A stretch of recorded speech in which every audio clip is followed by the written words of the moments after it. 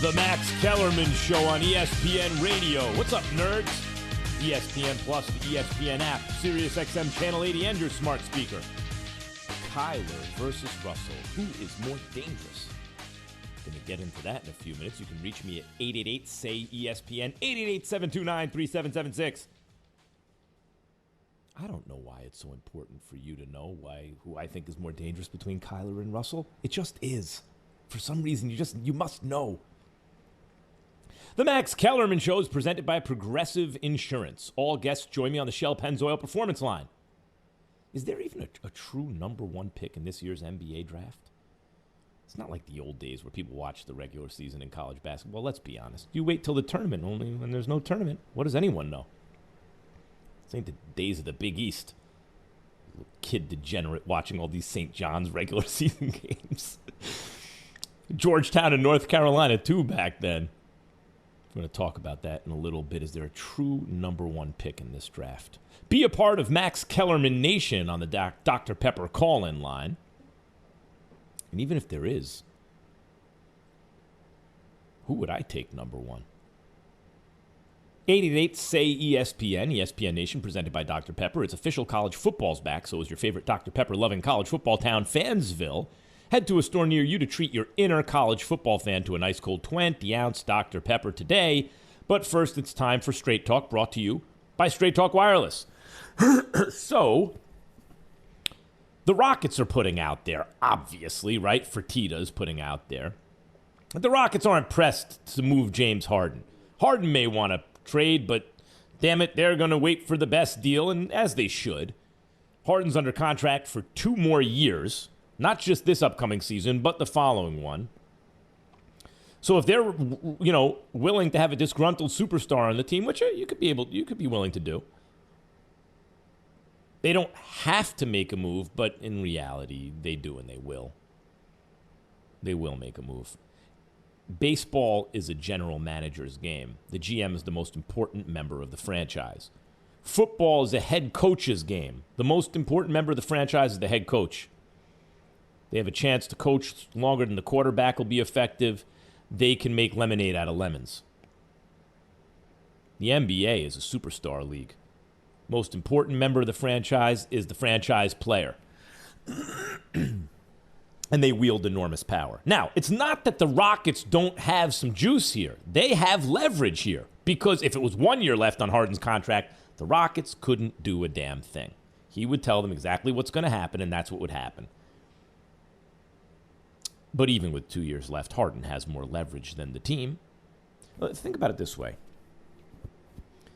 You are a team that's like, Philadelphia or someplace like that, and you go, ooh, could we use James Harden? All right, well, he says he'll only go to Brooklyn, but maybe we can entice him to come here. Are you trading Ben Simmons on the chance, like gambling, that you can talk Harden into staying in Philadelphia? You're gonna move Ben Simmons for that? I don't think so. And every team knows that. This is what happened with Anthony Davis. Kendrick Perkins on First Take today said that AD might have signed long-term in Boston, and maybe he would have, but that's not how it was being represented around the league behind closed doors, little birdie tells me. And I have pretty good information on this, The league was being told behind closed doors that AD is only signing in L.A. Don't do it. By the way, that's actually responsible. It would be irresponsible because, look, someone's representative has an ongoing relationship with the teams. There are 30 buyers. You don't want to alienate them, any of them, let alone all of them or most of them or the big ones. You think that the fiduciary responsibility, of course, is to Anthony Davis and LeBron James and whoever else. I'm talking about Rich Paul now, right? But if you want an ongoing relationship with clubs, you want to give him a bum steer? Yeah, trade the farm for my guy. Yeah, maybe he'll sign there, shine them on, and then he leaves you in the lurch. No. You got to let him know. Look, the truth is, he ain't going to re-sign there. Now, maybe the truth, in fact, is he would. But his number one destination is another place, and the representative feels The thing to do is just tell the others he's not going to resign so you get your number one destination. But even if that's the case, if you're the team, can you risk it? This is what I mean. If you're Fertitta, you own the Rockets, and you need to move James Harden, you want the best deal for him. James Harden makes it known publicly that he'll only take Brooklyn. Now, Stephen A. thinks that hurts, he said it on First Take, that hurts Harden's leverage. Because now there's only one team that you really want to go to, but maybe they don't want to send you there. No, it helps his leverage. Because what it does is limit the package that the Houston Rockets can now get for Harden. If you're the Sixers and you don't know you can make him stay, or some other team that wants Harden and you're like, he really wants to be in Brooklyn with KD and Kyrie. They're playing these secret games out in L.A. and they like the way it is, and that's what they want to do. You're going to not offer the Rockets the same package that you would if you thought he was going to re-sign with you. Because it's a rental. Now, it's not a half-year rental or a year rental.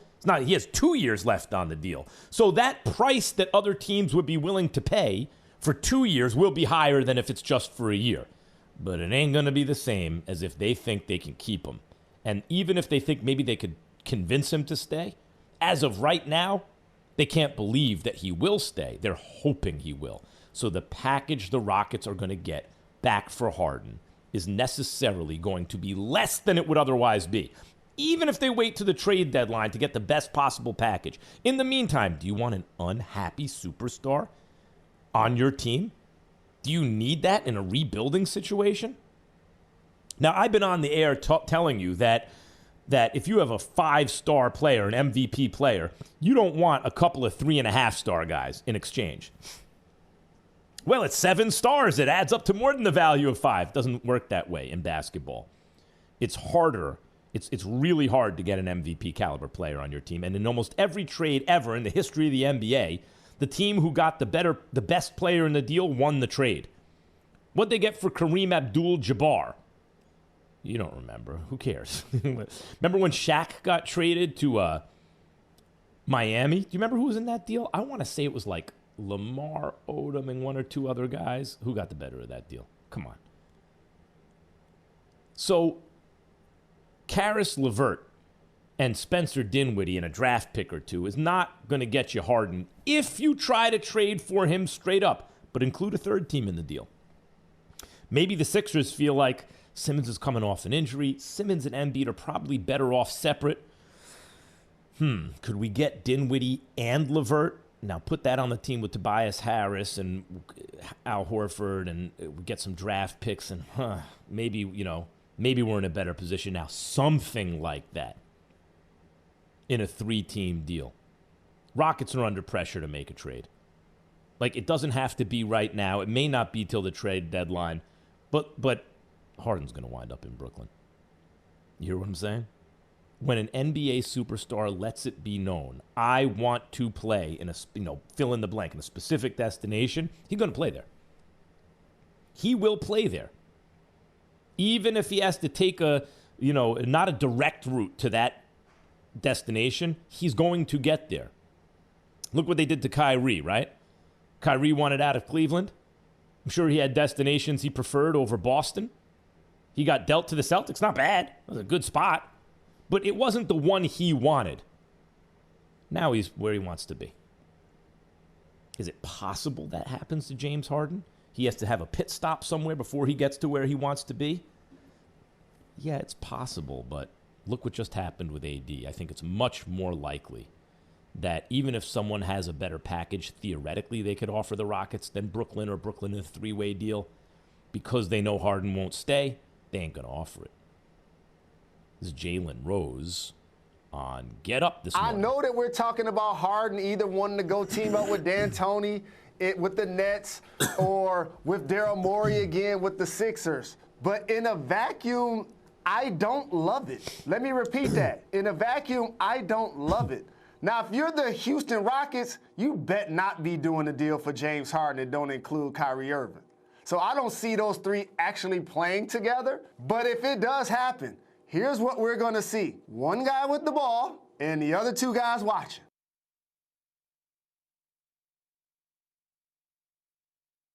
the surface, it seems like I disagree based on what I just said. No, I agree with that. Harden and Kyrie on the same team are not an ideal fit. In other words, Harden, Kyrie, and KD, if you just added up their talent, they will achieve they'll be less effective than just the height of their talents combined. But the height of those talents combined is so dizzying that even if they don't achieve compared to that potential, just having 2 MVP caliber players and another all-star plus on your team, even when the pieces don't fit right, you're still going to be better than everybody else. That's the way it works in the NBA. You get the MVP caliber players on your team first. You figure out how they're going to play together next. Straight Talk Wireless, everything for less, only at Walmart. Ryan Clark joins us on the Shell Pennzoil Performance Line. What's up, RC? What up, my man? How you doing? Good. I don't know. We agreed with too much stuff on the air today. I don't even know what you're doing on the show today. What are you saying? But you're going to make a point, and I'm going to say good point, and vice versa. Well, listen, when you do a radio show, though, it's not for us to debate, bro. Yeah. We're not here to disagree. That's true. That's true. That's good. That's said like a true pro. Ryan Clark. I remember when he was just getting into the business, Raj. Ryan Clark, wide-eyed kid, breaking into the biz. Now he's a grizzled old veteran. Ryan, the Saints without Drew Brees, I look at the schedule, even, 5 weeks from now, it's the Chiefs. I think you hold them back until the second to last week of the season, maybe. Like they're saying 2 to 3 weeks, even if it's 4 to 6 weeks.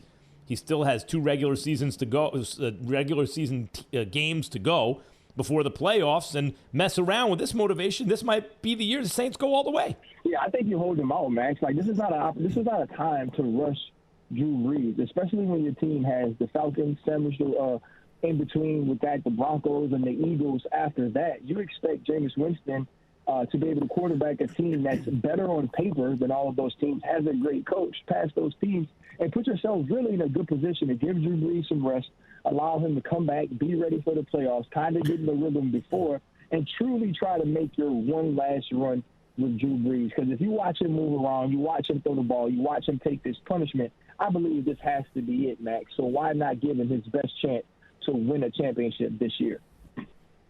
Yeah, I mean, listen, when you got fractured ribs on both sides of your body and a punctured lung and you're over 40 and you're a family guy, I'm sure there is a thought in your mind, especially when you almost retired last year, heading into this season, I'm sure there's a thought in your mind, how do I still want to run through that brick wall, right? But to me, Ryan, because if he starts to think that, he's going to think, damn it, this is it for me. This is my last shot. They went out and got me Emmanuel Sanders before the season. They went and got Quan Alexander, the linebacker, at the trade deadline. I'm getting my guys back healthy now. Like all those things, I got to think he sees like he'll be the most motivated version of himself and rested. We've seen in recent years when, like, I took the Saints to beat the Rams that year, I don't even remember, because it's Brees versus Goff. Give me Brees in that situation. But Brees was actually not good. He looked like worn down by then. He's about to get 3, 4, 5, 6 weeks off. I think that's what we've seen the last few playoffs. Maybe not the Minneapolis Miracle, but when you look at him against the Rams, even the week before against the Philadelphia Eagles, go back to last year, being outplayed by Kirk Cousins, even after having 5 weeks off early in the season because of Teddy Bridgewater. This is what he needs. I talk to people in the organization. I know people that work there, and they say, Drew Brees has to fight and work to be healthy enough, to be strong enough, to be able to throw the ball on Sundays because it takes so much of his body in order to do that. Let's give him this rest. You have all these things around him. This is the best opportunity for him. And you are 100% correct, Max. They didn't lose games because of the people around Drew Brees the last couple of playoffs. They've kind of lost games because of Drew Brees. Those games have been close because Drew wasn't the Drew we're used to seeing. So this break at this time, doing it the right way, gives him his best opportunity. I want to talk about Taysom Hill for a second. In baseball, you can have a guy who just throws left-handed. And because of that, he can't play shortstop, right? It's just the geometry of a baseball field. And so he has to be put at some position where he has less defensive value. And because he doesn't hit as well for a first baseman, say, as for a shortstop, he doesn't make the Hall of Fame. And it's just because he's left-handed, right? I think of Keith Hernandez, who was an excellent first baseman, and maybe he's a second baseman or a shortstop if he throws right. At any rate, I think of Taysom Hill, Ryan, in a way, he's like the best football player I've ever seen. But he's not properly suited to be the best player in the NFL. By that, I mean, the dude has kind of elite speed. Like, he is fast. He's rugged and strong. He can really catch the ball, and he can throw the ball. But there are faster guys. There are better route runners. There are guys with better hands. And there are guys who read defenses quicker, right? So none of those skills that he has so many of translates to him really being an elite player. So he's an elite sort of gadget player. But Sean Payton I'd love to have him on any team if I had a team, but Sean Payton has spent a lot of time trying to convince me and others that actually Taysom Hill is the quarterback of the future. Okay, now Drew Brees is down. I'm expecting to see Jameis. It seems to me that Sean Payton is fronting about Taysom Hill. He has some stake in tricking people into believing that about Taysom Hill. Do you know what I mean? And what could that reason be? Why does he want us to believe Taysom Hill's going to be the quarterback? I know, that's what's confusing to me. When you listen to Chris Collinsworth or you listen to whoever's doing the Monday night game, and they talk about the way Sean Payton gushes over Taysom Hill. When Taysom Hill's career high for rushing and passing were 54 yards rushing, 48 yards passing, and he had those both against the Tampa Bay Buccaneers on a night the Buccaneers didn't show up to the game. And so when I watch him throw a football, I haven't seen Taysom Hill throw a football and go, oh, my gosh, he has it. Right? Now, we've seen him run and do some things in some gadget-type situations where you're like, man, this dude can run. This dude is tough. This dude can catch the ball.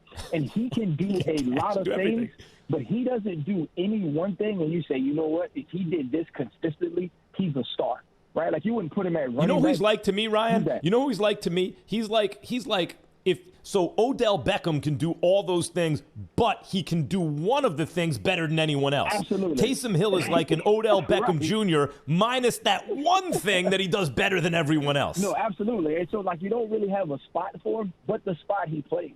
You know that he's, like you said, he's a football player. He's not necessarily a position player, and that's the way Sean Payton uses him. Yeah, I don't know why he's so invested in tricking people into thinking that he'll be the quarterback. Meantime, Jameis has a chance to kind of, restock his value right now. Resurrect his career, talking to Ryan Clark of ESPN fame and Pittsburgh Steelers championship fame. I want to talk to you, Ryan, about the Steelers. Mike Tomlin, if anyone heard the sound that we were playing all day on ESPN on all the shows of Mike Tomlin talking about, we have immense respect or whatever he said for every team in the league. And I was ready to play football for this guy. This dude is a motivator. And because of that, it seems to me there was no letdown against the Bengals. They curb stomped the Bengals, right? There was no letdown against do you think the Steelers can go undefeated this year? I think they can. That doesn't mean I believe that they will.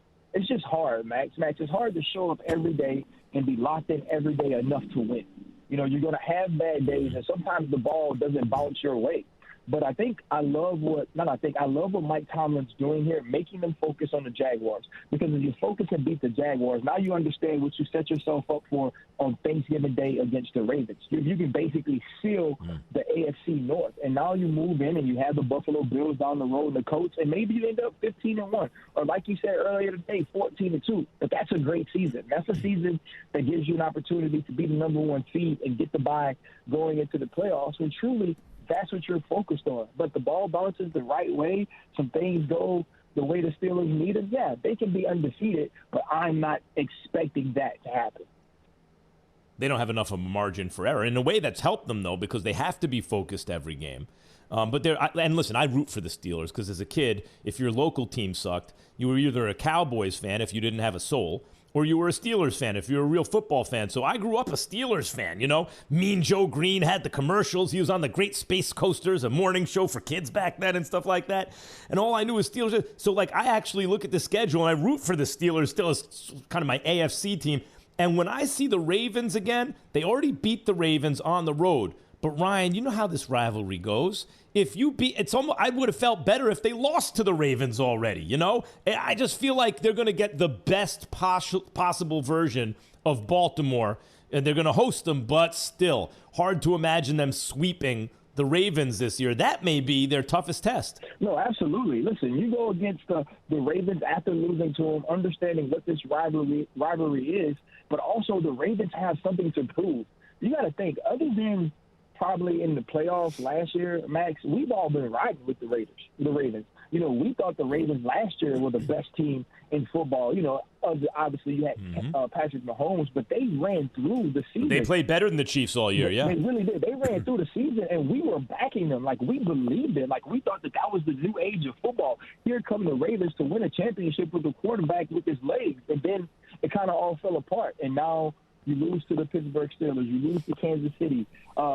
You go and you get beat by the New England Patriots, who's not having a great year. Their backs are against the wall, and they have a coach who I believe can coach with his back against the wall. But I believe they have a quarterback who lives that way, a quarterback who wasn't a five-star, a quarterback who wasn't the first overall pick, who's always wanted to prove something. And this is his opportunity, and I expect him to come out fighting, and I expect the best Lamar Jackson and the best Baltimore Ravens when they see the Pittsburgh Steelers on Thanksgiving. Could you imagine? I'm listening to Mike Tomlin talking. Could you imagine being Mike Tomlin's kid? You bring home a report card. You get like a B in, like, I don't know, like art history or something. Come on, Dad, it's art history. The lecture you get from this dude. Every class is important. You know, this dude is get these, like, really, that coach is a guy who, if they're, you know, when you look at the schedule, you look at trap games. The Jaguars are a trap game, for sure. How could you not sleep on them? No, Tomlin won't let them sleep. He will not let them sleep. The Bengals and the Browns could have been that way. They're divisional rivals, right? So they are highly motivated, but the Steelers are especially better than the Bengals. So I was thinking, that's going to be a close, tough game. May come down in the end. Joe Burrow wins it, you know? What was it, 38-10? ESPN Radio, presented by Progressive Insurance. Drivers who save with Progressive save over $750 on average. Chiefs have one L on the season. Could they get swept? Could the Chiefs get swept? 2020 has changed the world of sports. Some teams are modifying their stadiums and arenas, while others are letting fans buy virtual seats in the stands. These changes have created demand for unexpected roles, from plexiglass screen installers to video platform support specialists. See, Raj, it's video platform support specialists. You don't just install the video platform, you have to support it technically in case something happens. I wonder if they're plexiglass screen installer support specialists. I'm sure there are. Whether you need to hire for new positions like these or more familiar positions, there's only one place to go, and that's ZipRecruiter. And right now, you can try it for free at ZipRecruiter.com/Max. ZipRecruiter's matching technology finds the right people for your job and actively invites them to apply. In fact, 4 out of 5 employers who post on ZipRecruiter get a quality candidate within the first day. In case our plexiglass screen that got installed falls down, you know how to pick it up? 1, 2, 3. I can pick it up just like this. Here's my resume. That's why you should try it for free at ZipRecruiter.com/Max. That's ZipRecruiter.com/Max. Someone got the Chiefs number? We're back on Thursday, and I know I've been a little late to the Kyler Murray party, but I'm going to tell you why a win in Seattle could get me fully engaged and on that bandwagon. Keyshawn, J. Will, and Zubin, Thursday, 6 Eastern on ESPN Radio. Morning. How'd you get in my house, B? Through the air conditioning vent. It's dark in there. Go away. How about some Honey Nut Cheerios? Cheerios. Do I look like a child to you? Honey Nut Cheerios are tasty and can help lower cholesterol as part of a heart-healthy diet. Did you just No. I'm pretty sure I heard a It was my dryer. You might want to get that thing checked out. Have a change of heart. Honey Nut Cheerios. Learn more about Honey Nut Cheerios by picking up a box at your local store. O'Reilly. This is Jesse's O'Reilly Auto Parts story. As a nurse, not making it to work was not an option. But driving through the snow with my wiper blades struggling, I just didn't feel safe. So I pulled into O'Reilly Auto Parts, and before I knew it, an employee was offering to install the wiper blades on my car. I got to stay out of the snow for a moment, and I still made it to work on time. O'Reilly. Juan Rodin, who was a rugged, big-punching Argentine middleweight in the 80s, fought Marvin Hagler, who was the best pound-for-pound fighter for years, and scored the only official knockdown of Hagler, although replay showed it was a cuff, and he kind of pulled him forward behind the ear, as I recall. Anyway, Rodan earned that title shot by beating the hell out of a good, fun TV fighter, Frank the Animal Fletcher, on the undercard of Hagler-Duran. I bring all this up because Juan Rodan passed today, apparently, of COVID. And so that is a sad thing for boxing fans, and I figured I'd say it, you know? Rest in peace, Juan Rodan. COVID is no joke, and there's a vaccine now, it looks like, in the final stage of like Pfizer, right? It's 95% effective, and that's great. And there's rapid testing, and testing is much more accessible than it used to be. So there's lots of good news, and pretty soon we'll have, hopefully, effective management of the pandemic at the highest levels of our government. We haven't had that yet. But things have gotten worse before they get better, as everyone predicted. And, COVID is no joke. And my thoughts go out to, I'm thinking about Juan Rodan now, just passed. Max Kellerman Show, presented by Progressive Insurance. Is Antonio Brown about to be disciplined again? What do you do with Antonio Brown? This dude. In the Venn diagram of emotional problems, of people with emotional problems on the one hand, people who are just jerks on the other, and people who are just not that smart on the other, you have three hands in this case. I mean, in the Venn diagram of those three things, boy, Antonio Brown is the shaded area, it seems to me. Did you know that Pennzoil synthetic motor oils are made from natural gas? Gives you unbeatable engine protection. The proof is in the Pennzoil, based on Sequence 4A wear test using SAE 5W30. 6-1 Chiefs versus the 6-3 Raiders on Sunday Night Football.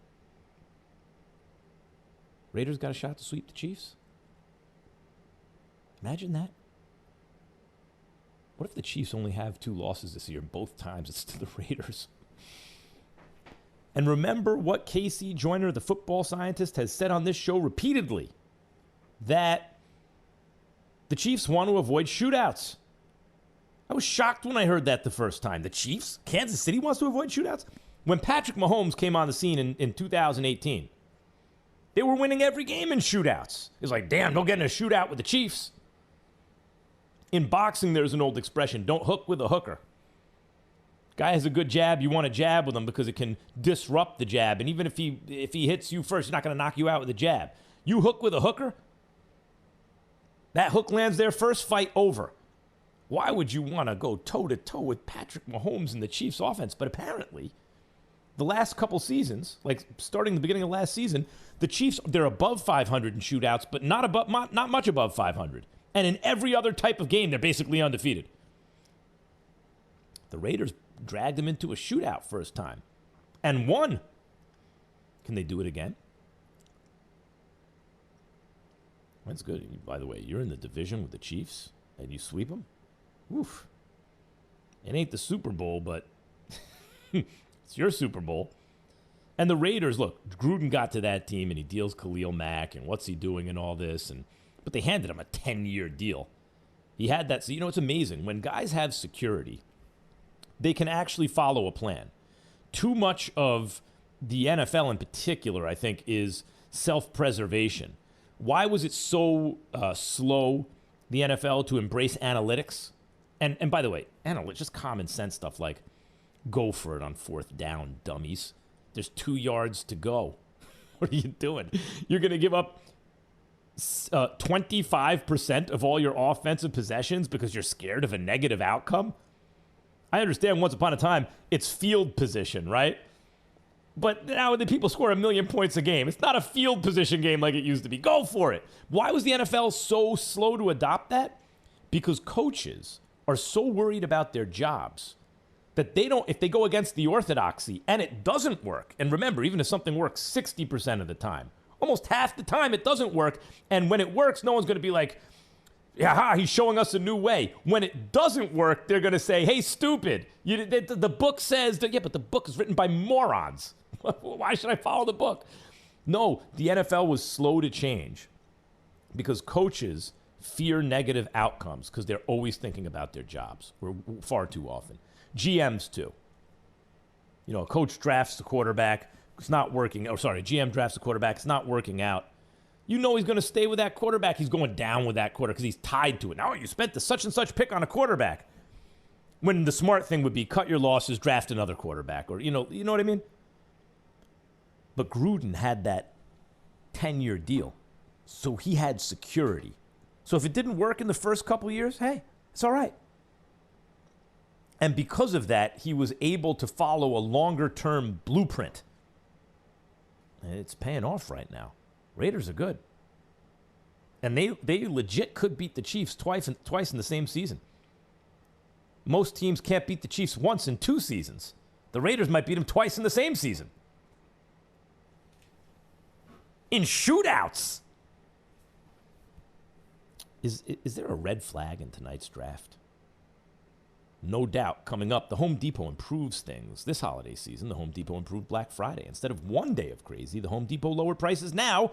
But I pepper these ads with little sports things. You never know. And you get a little nugget, Raj.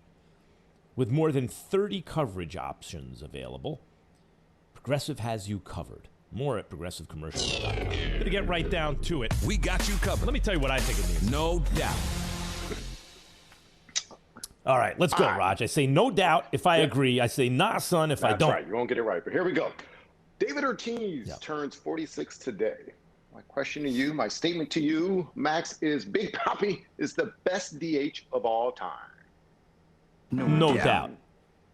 But if David Ortiz's name comes up, I must say, anyone could have had David Ortiz. He was considered a potentially good platoon hitter as a DH first baseman, right, with the Minnesota Twins. And then suddenly, he became a monster in the middle of the PED era. Coincidence? So there's no doubt, and there's also Ed Lover's. Come on, son. All right. Hey. Yeah. Although I got to say, even when he was just like a nice, maybe left-handed platoon DH type with the Twins, I wanted the Yankees to pick him up. I thought, big left-handed guy, maybe hit 20 home runs in a platoon DH situation, get him on the cheap. All right. Hey, it's a red flag that top NBA draft prospect, Anthony Edwards, said he preferred to play in the NFL. No doubt. It is a red flag. You know, he's been compared to Dwayne Wade, and I said it on First Take today. Dwayne Wade was a very skillful player. There have been many players as skillful as Dwayne Wade. That's not what made Dwayne Wade Dwayne Wade. He didn't have range on his shot, for example. What made Dwayne Wade Dwayne Wade, the reason he even got as skillful as he became, was because he was hungry in a different kind of way for greatness. He was thirsty. He had a next-level desire. Dwayne Wade, Kobe Bryant, Michael Jordan, those kind of like slashing players that you're like, oh, what's the upside? You ain't going to ever be that if you don't know, if you're not sure. Now, if he's just in, like Kyler Murray wants to play baseball, that's cool. And Kyler Murray's excellent. He might wind up to be actually great. So Russell Wilson wants to play baseball still, right? And he is great. But if you're not sure about a guy, he doesn't shoot it well, for example, from 3, and you want to know how he's going to develop, and you're not convinced he loves the sport, for me, that's a red flag. I hear you. Hey, the Saints will be just fine in Jameis Winston's hands. It's those same hands that eats the W's. You ever see that little dumb thing he does where he eats the W's? Yeah. I would say, nah, son. And I say that because by that, I'm going to interpret that as meaning like if Drew Brees is finished, right? If he doesn't play at all this season, he retires, and going forward, it's Jameis Winston. No. Jameis Winston's not that kind of quarterback. Now, will they be fine in terms of this season if Drew Brees can get back, let's say, 6 weeks from now? No doubt. All right, here, and last one. Both a nah, son, and a no doubt. Because they got 7 wins. Jameis just got to go 1 game under 500, right? And they'll still wind up with double-digit wins. That should get them to the playoffs. And when Drew Brees gets back, all bets are off. All right, one more for maybe we can sneak in a call. Antonio Brown. You've heard of him a lot. He may have violated the NFL's personal conduct policy yet again. The Bucs receiver must face more discipline. No doubt, if in fact he violated the personal conduct policy. I don't know what to do with Antonio Brown anymore. I don't know what to do with the guy anymore. I'm like, he doesn't deserve another chance. He's shown he doesn't understand. Then for a while, he stays off social media. He stops doing stupid things. He has been charged with things that the crime has been proven, right? Like all that kind of. I thought, okay, eventually he should be allowed to ply his trade. If he stays out of trouble, he can't stay out of trouble. As I said, he may be emotionally disturbed, right? And that's a real thing. And someone like that should get help. But that doesn't mean he's not also a jerk, independent of that. And it also doesn't mean he just may not be very smart, right? Or any two of those things, or any one of those things, right? But I think he's all three.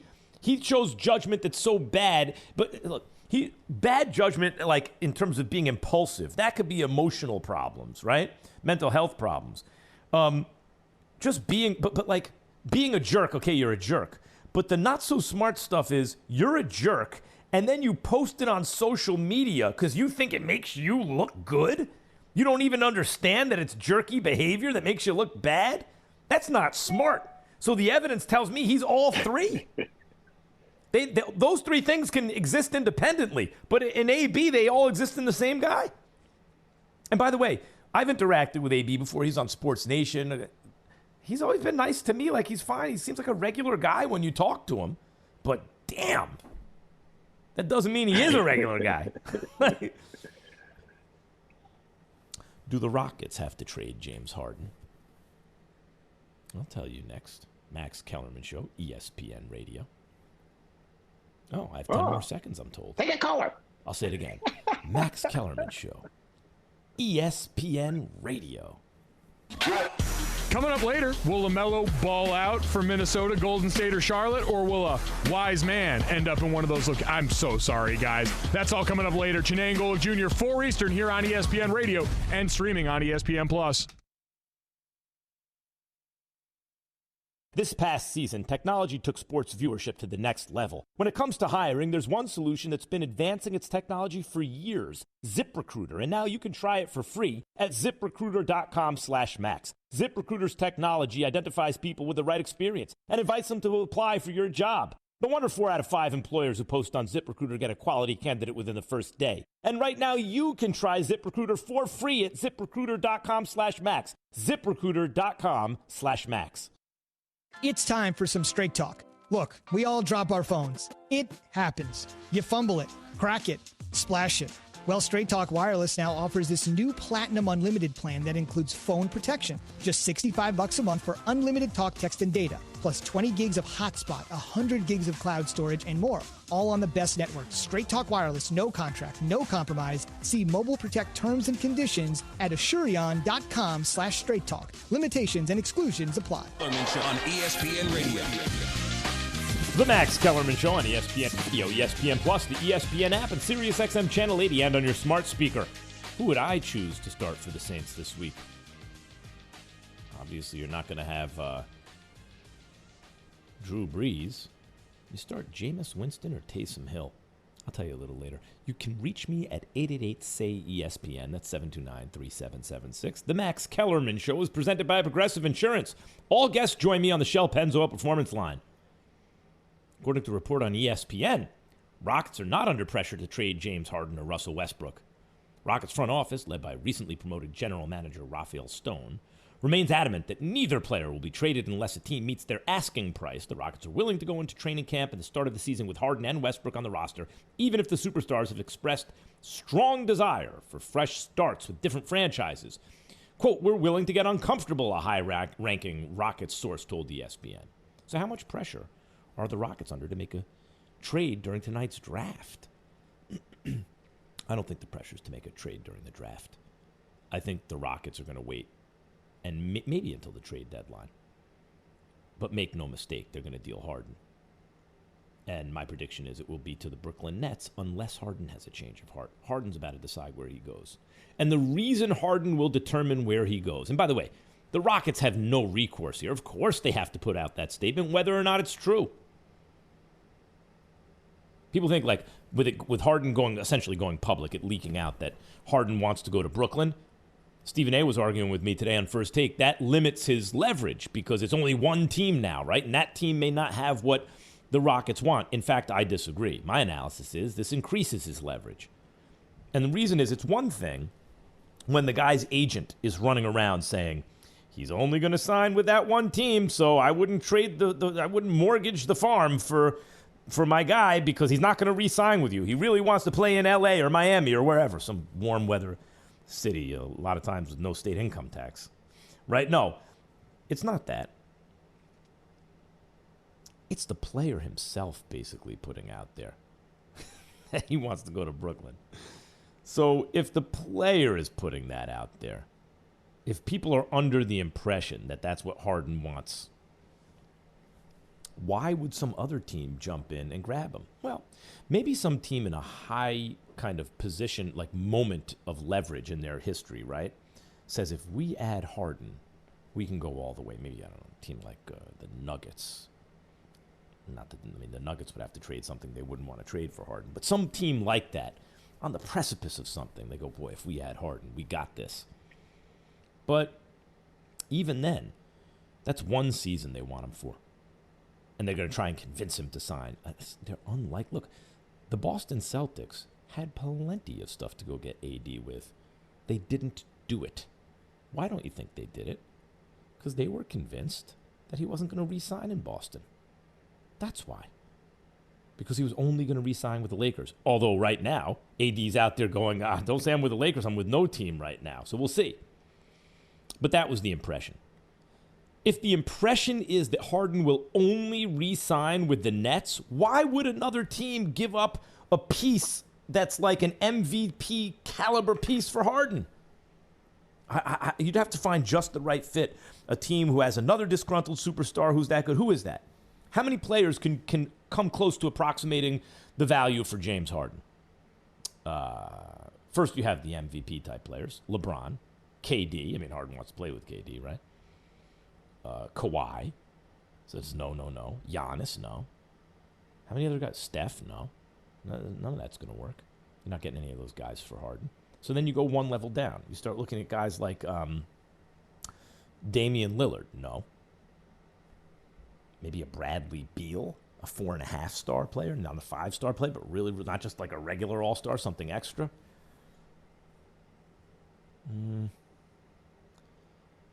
Why would the Wizards do that? Unless they thought, I mean, it's not like they're about to win and then Harden will be disgruntled in D.C. No. No, he's going to wind up in Brooklyn. And the question is only not whether Brooklyn has a piece. Remember, history of the NBA, team that gets the best player in the deal wins the deal. If you're going to trade an MVP, you need to get something like that back. Even if it's not an MVP, something close to it. So the question is not whether Brooklyn has a piece like that, because they do. They have KD and Kyrie. Neither will be included in the deal. The question is, does Brooklyn have other resources which can be moved? Do they have enough value on their team with guys not named KD or Kyrie that it can add up in a 3-team deal, a 4-team deal? That's not important whether they fit the Rockets' needs. But do they have enough spare parts that aren't KD and Kyrie that can add up to at least a 4.5-star player in a deal? I think the answer is yes. Karis LeVert's a nice player. That guy's at least a 3.5-star player. He's not just a starter, right? He's like an all-star-ish type player. And Dinwiddie is too. I prefer LeVert to Dinwiddie, but Dinwiddie's good. Remember when D'Angelo Russell made the all-star team as an alternate, right? Who was he? Dinwiddie was the guy who couldn't play, so D'Angelo Russell got the touches. Dinwiddie was considered better than D'Angelo Russell while they were on the same team.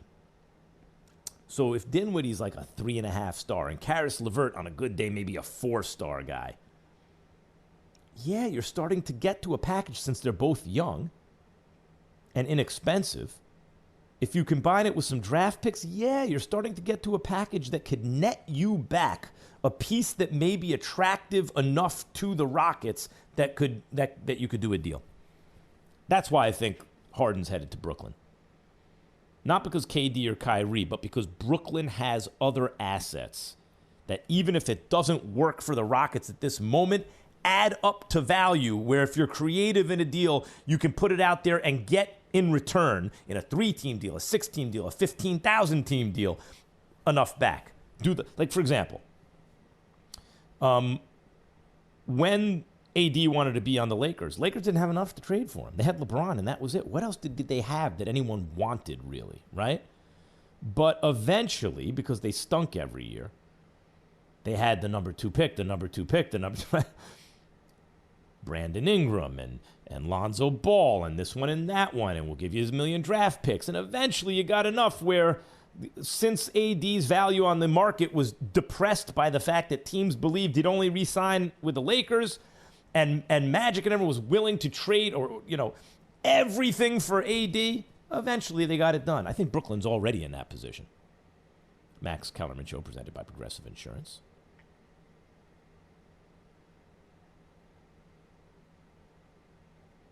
I want to take some calls on this, Raj.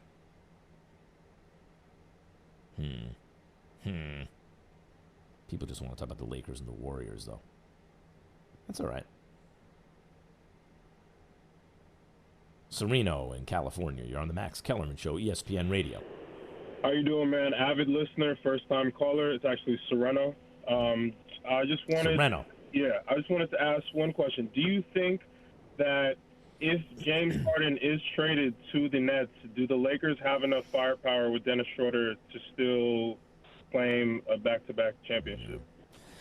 That's the question. And I would say, yes, they do, for a couple reasons. The Nets would have the most talented team. Usually that wins. But the reason I didn't take the Lakers this past year, I thought the Lakers were going to win it all this year, not last year. Part of the problem is when you go all in to bring a few upper echelon pieces together, sometimes the other details, you've used too many of your resources. You can't get those right. The 3-and-D guy you need, something like that. Plus, they need the chemistry to work in order to get it going. So like LeBron first year in Miami or Cleveland, not quite. So because of that, if Harden and Kyrie, which those are two pieces don't seem on the surface to fit really well together, with KD coming back from a catastrophic injury, are all thrown together on the same team right away, and the Lakers have continuity with LeBron and AD, and given KD's injury, those might be the two best players on either team, LeBron and AD. A guy normally like a Schroeder wouldn't really be part of a big three, right? He doesn't equal Kyrie, but Kyrie has created chemistry issues where he's gone. And Schroeder is a talented guy who's coming off by far the best year of his career, considering he shot and played defense, along with the other stuff he's always done, that I would say the Lakers would have a good chance to defend the title. Jonathan Givony, the NBA draft analyst, at Draft Express, old friend of the Max and Marcellus show in L.A. By the way, I say the Max and Marcellus show, Raj. It was like when people used to call it break dancing back in the day. And back in the day, you said, no, it's not called break dancing. It's called breaking. Right. The Max and Marcellus show. We just called it Max and Marcellus, not the Max. And now I am already referring to it the way it used to drive me crazy. Anyway, that's right. Jonathan Givony on the Shell Pennzoil Performance Line. Jonathan, are you there? Sure am. How are you guys? I'm doing well. Love your draft analysis. Draft Express. That's how I got ready for the draft every year. Who goes number one in this draft, Jonathan? Talking to teams around the league, I've probably spoken with half the GMs over the last 36 hours. Almost everybody has Anthony Edwards pegged right now at number one. In my gut, I wonder if there's going to be a pump fake here at the last minute and it ends up being LaMelo. But, if I have to go off the reporting that I've done, and the reporting indicates it's going to be Anthony Edwards, unless there's a trade, So, honestly, anything can happen.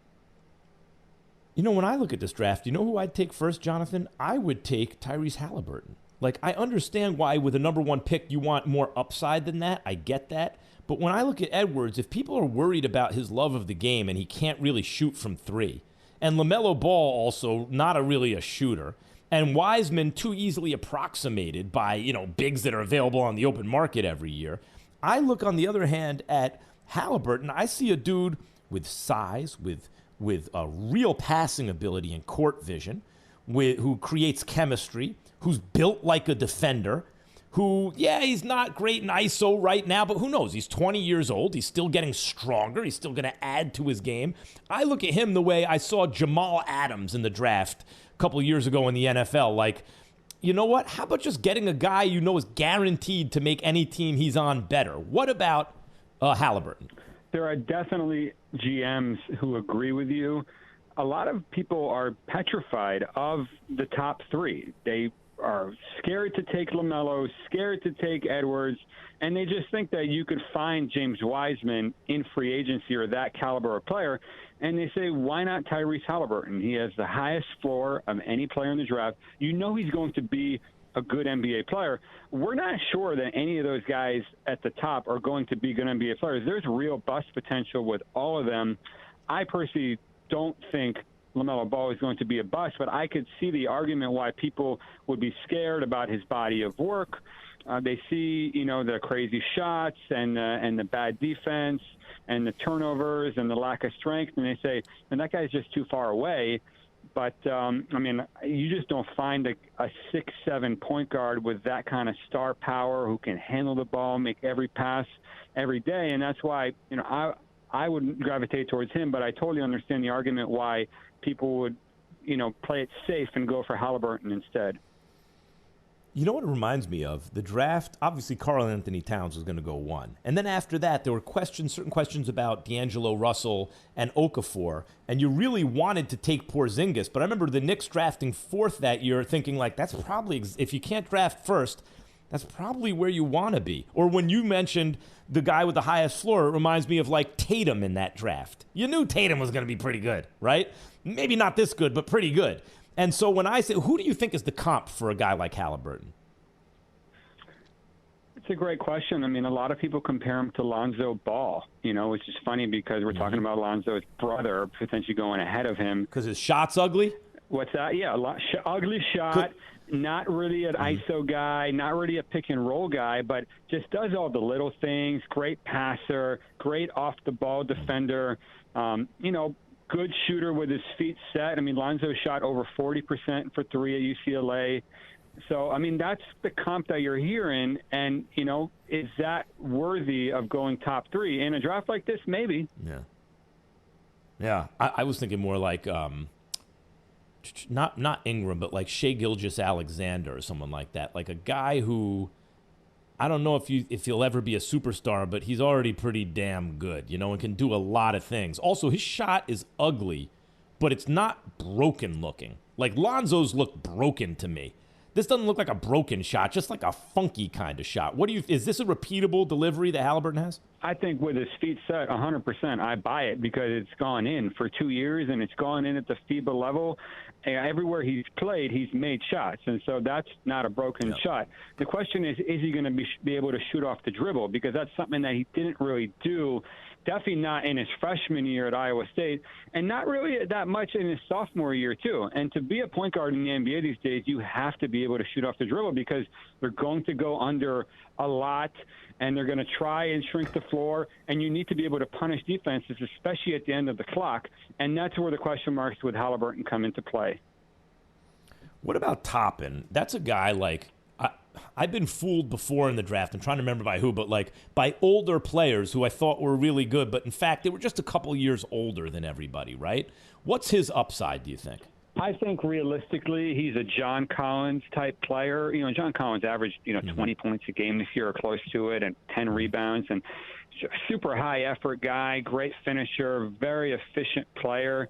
Obi Toppin is a very, very good offensive player. The question is, are you going to be able to lean on him defensively? Is he going to be able to hold his own? He's very thin. He's 218 pounds, and he played primarily at center at Dayton in a spread offense with shooting and passing all around him. And so you wonder, is he going to be able to guard those nuclear athletes that the NBA has at the 4? Because he's very upright. He has a very narrow base. And, like I said, he's not really strong enough to guard traditional big men. So that's where the real question marks are going to come into play. But offensively, I think he's going to translate. He's going to be a very good player in the NBA. Now, who cares who the Wolves get? Because no one cares about the Timberwolves. Who cares who the Knicks get? Because I'm just laughing at Knicks fans. I used to be one, hoping for anything good. let's talk about, like, there are two topics for me in the draft that are like the sexiest. One is, what do the Warriors do? It looks like Wiseman, according to everyone. Does that actually work? Do you think they would stick with Wiggins and Wiseman? We had Joe Lacob on First Take today, and he sounded like he thought that, but who knows if that's real? Or do you think that they could package something and get a ready-made star right now to go with Steph and Clay and Dre? And then the other is LaMelo Ball. Like, what do you think of LaMelo Ball, a guy who, projects everywhere from, like, superstar to disappointment? Let's start with the Warriors. What do you think they do, and do you think it's a good idea? It sounds like they're really torn there in their war room. There's half of the front office says, let's just take the guy who's going to be the most useful player for us in trying to return to the NBA Finals next year. We've got a great team already. We just don't have anything at center. James Wiseman is physically ready to step into an NBA game tomorrow. He's going to run the floor. He's going to finish lobs. He's going to bring energy as a rebounder, and that they think is enough. LaMelo Ball is going to take time, and you probably need to hand him the keys to an offense. But the other school of thought in the front office says LaMelo Ball is going to be the best player from this draft 5 years from now. And that's what we're trying to do here. These guys, Steph and Clay and Draymond, they're probably not going to be with us 5 years from now. And so are we making a huge mistake passing on a player who we feel is the best talent in the draft? There's really no right answer, right? Like, potentially, it could be that both things are true, that Wiseman would be more useful now and it could grab you a championship, but that LaMelo will be a better idea 5 years from now, and it depends on how you value the position that the Warriors are in now, how close you believe they are to a championship, and could Wiseman put them over the top? There may not be a right answer. It may be just an issue of preference, like what that front office values. But there is a right answer, Raj, when it comes to Jonathan Givony. Best of the best. Draft analysis at Draft Express. Thank you, Jonathan, for joining me on the show. And his name is Jonathan, not Jonathan, which I just said, Raj, because I'm speaking very fast. Did the Brees injury stop the Saints? Did it drop them in my power rankings? And listen to me, if you're listening to my voice right now, and you're like, I have to stick around to find out if the Saints went up or down in Max Kellerman's power rankings, you need to get a hobby. Pick up chess. Read a book. What's the matter with you, you degenerate? It's time for some straight talk. Look, we all drop our phones. It happens. You fumble it, crack it, splash it. Well, Straight Talk Wireless now offers this new Platinum Unlimited plan that includes phone protection, just $65 a month for unlimited talk, text, and data. Plus, 20 gigs of hotspot and 100 gigs of cloud storage and more, all on the best networks. Straight Talk Wireless, no contract, no compromise. See Mobile Protect terms and conditions at Asurion.com/Straight Talk. Limitations and exclusions apply. My NFL power rankings that you just absolutely must hear. Oh my God, are the Saints still? Where are the Saints? Coming up Thursday, as we get closer to the college basketball season now starting, one blue blood is trying to prove they're becoming a football power too. Keyshawn, J. Will, and Zubin, Thursday, 6 a.m. Eastern on ESPN Radio.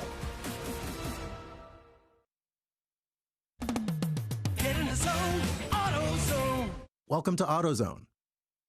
Dealing with battery problems? We can help you out and get you ready for the colder weather ahead. Let's start with a free battery test. If you just need a free charge, we can help with that too. And if it's time for a new battery, we've got replacement batteries that fit your needs, starting at just $79.99. That's what makes us America's #1 battery destination. Claim based on data from the NPD Group 2019. Get in the zone, AutoZone.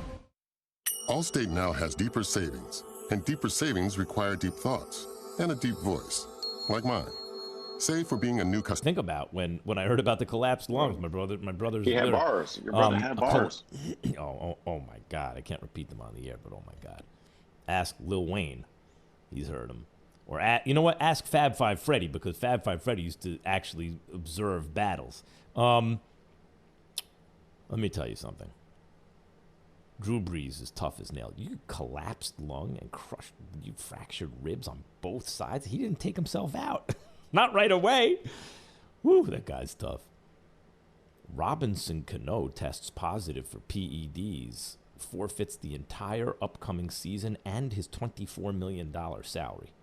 Now, Cano is 37 years old. Maybe he needs them to perform nowadays, or maybe he's always needed them.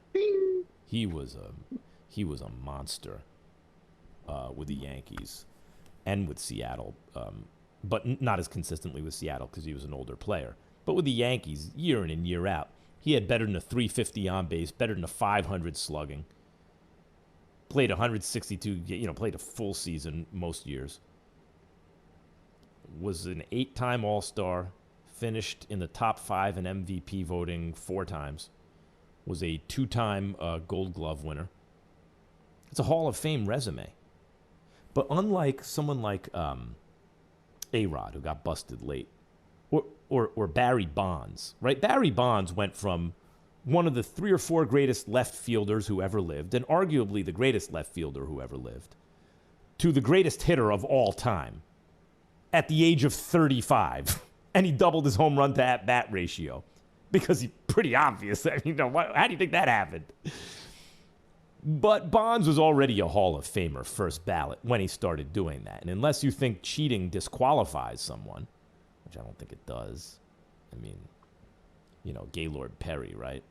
The spitter in me, whatever, right? These guys, that's fine, but juicing. The point is, he was already a Hall of Famer when he started juicing. Bonds, to me, is a Hall of Famer. Clemens, borderline. All right, let's go. Looks like you could tell when he started juicing. Power rankings. But I'm going to get to the power rankings in a second, Raj. Looks like you could tell when he started juicing, but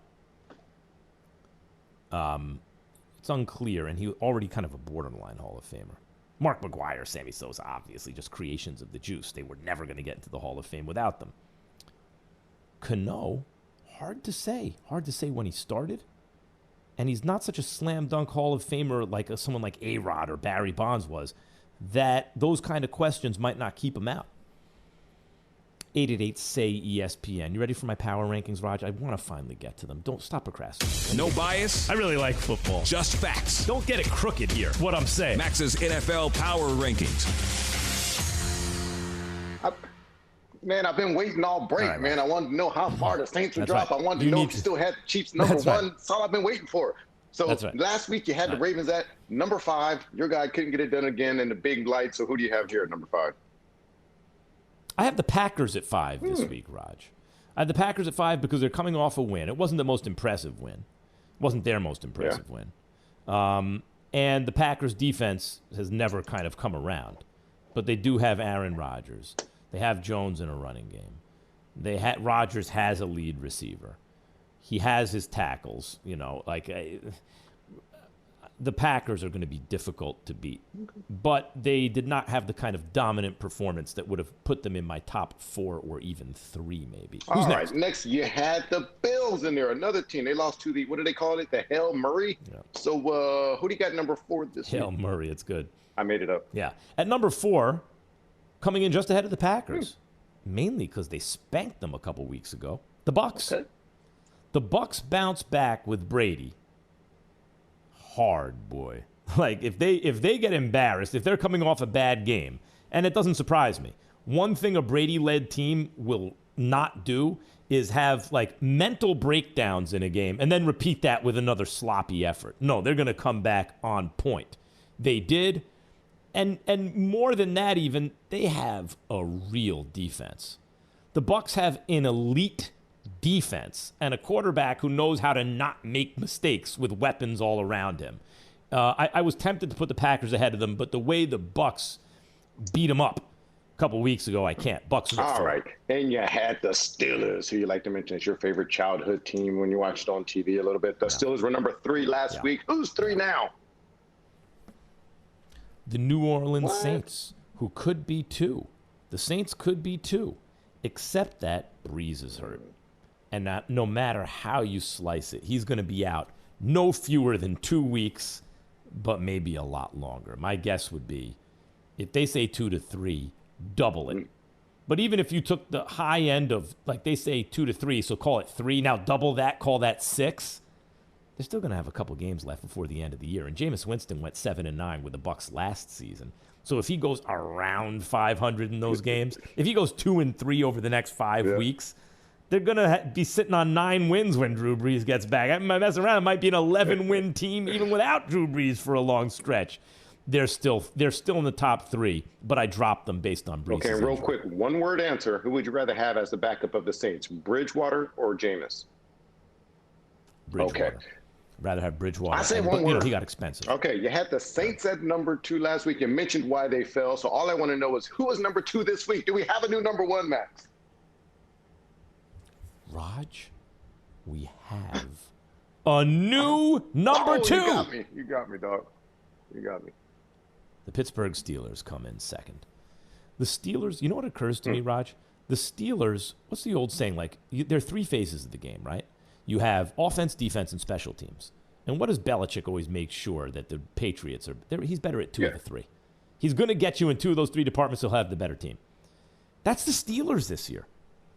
The Steelers are going to beat you in 2 of the 3 phases. They will, like the Titans, that was a close game. Titans came back on them. Steelers had better special teams, and that was the difference in the game. And so this is a team without a lot of margin for error. They don't have an overwhelming offense, but they might be better than your offense that week.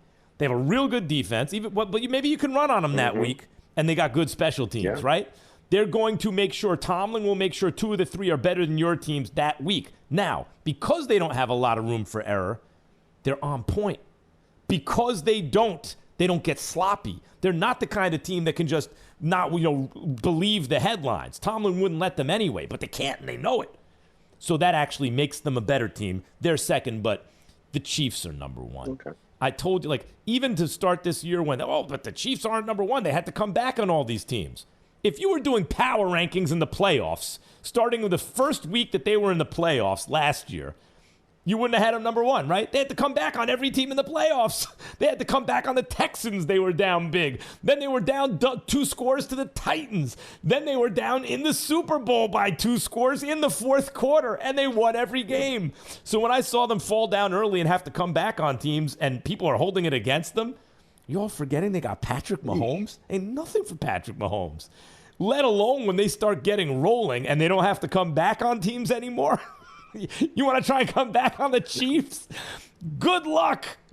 The Chiefs are the best team in football. I suspect as long as they have Mahomes with Andy Reid, I'm going to think they're the best team in football every year. I thought they were the best last year. I thought they're the best this year. Even the year before, and they didn't even have a defense at that point. Looking back at it, they were the best. They were lucky that there was a pre-snap penalty that erased Tom Brady's interception at the end of the AFC Championship game, or else they'd have beaten the Rams in the Super Bowl. They'd be working on a 3-peat right now. So there are my power rankings, Raj. Chiefs 1, Steelers 2. Saints 3. Remember, that was the tease. Where do I rank the Saints? Now you know. So you can rest easy. But I can tell you something right now. There's more to come on the Max Kellerman Show, because your take, 888-729-3776, 888-SAY-ESPN. Your last take is next. I'm going to talk to people on the telephone, Raj. That's right. Is it still a telephone? I don't think it's called a telephone. ESPN app, Sirius XM Channel 80, and on your smart speaker, you can reach me at 888-SAY-ESPN, 729-3776. You heard First Take? At least it's good to hear your voice finally, because I know on First Take, I only hear you on the intro and outro. Now hear Max's last take. It's your last take today. Jesse in Wisconsin. You're on the Max Kellerman Show. Go. Yeah, I was wondering, can you do the 5 worst teams? And do you think the Kansas City, the nowadays Patriots? Thank you. In what sport? We're talking about the NFL? NFL, yeah. I can give you the 3 worst teams off the top of my head. 3 worst teams are the Jets, number 1. That's the worst team in football. Number 2 would be Jacksonville. And number 3 is Washington. Those are the 3 worst. After that, you can say, the Panthers. I don't know. The Panthers, their defense is going in the wrong direction, but they don't look like one of the most miserable teams you can think of, But the 3 I gave you are bad teams.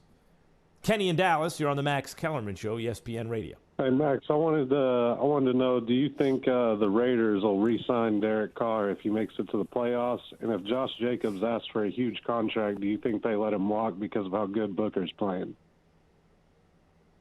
Well, first, let me just tell the director, if you see that I'm having a little allergy situation and I'm picking my nose or blowing my nose, just cut away and show something for that moment.